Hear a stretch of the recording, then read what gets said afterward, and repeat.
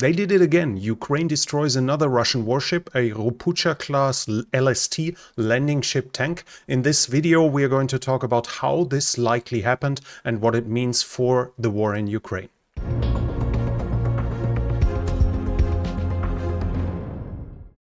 The attack happened at Feodosia at the southeast of the Crimean Peninsula today. This morning at night, roughly between 2 and 3 o'clock, the ship was hit by 2 missiles from likely Storm Shadow or Scalp. The ship itself is the Novocherkassk Ropucha class landing ship tank, as you can see here. The ship itself is made to carry roughly 480 metric tons.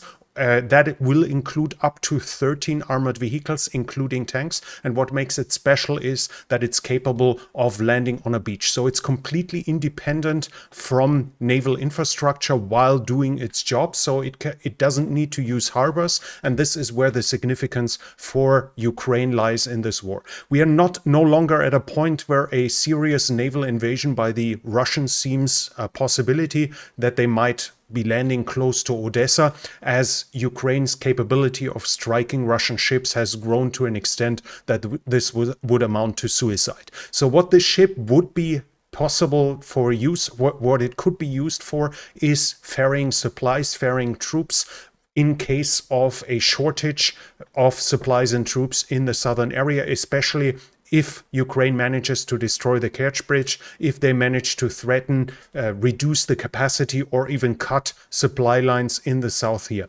Then the ship can operate, transporting 480 tons, among that tanks, reinforcements, munitions, or fuel trucks. The big difference is they don't have to go from harbor to harbor, where the other ships would already be cramped up, where Ukraine can strike the harbor infrastructure. All they need is 2 beaches on each side, a beach, and they can ferry the stuff back and forth. This makes this ship really useful, despite the Russians no longer having a real amphibious threat in the Black Sea. So destroying it was a big win. And what we have here is the Russian Riba.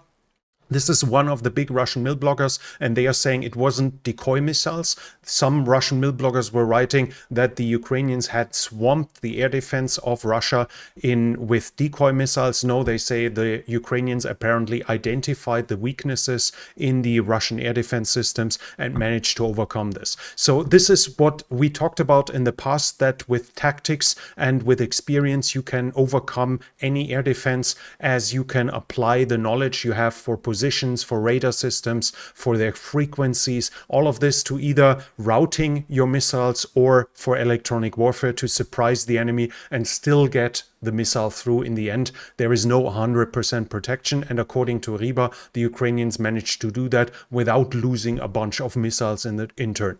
2 missiles struck, fired from Sukhoi 24Ms of the Ukrainian armed forces, and the interesting part is they didn't just strike and turn it into a blaze, but they caused a secondary explosion. The reason for that is completely unclear as of now. There are lots of rumors from A to Z, basically whatever you can imagine. One is, for instance, that it had kerosene for jets on it. It could have been cruise missiles, or some claims are it was filled with Shahid drones. Whatever it was is not really clear, but to my very, very limited knowledge about explosives, to see all those sparks in here should be an indication that explosives blew up, not gasoline, not kerosene, something like this. But I might be wrong here. I'm not an explosive expert. I've just seen that in a couple of other explosions where explosives basically blew up. So this hit. The ship was hit. It then blew up, as we can see here. And here we have a video from the Russian side where in front of a supermarket, a part of the ship was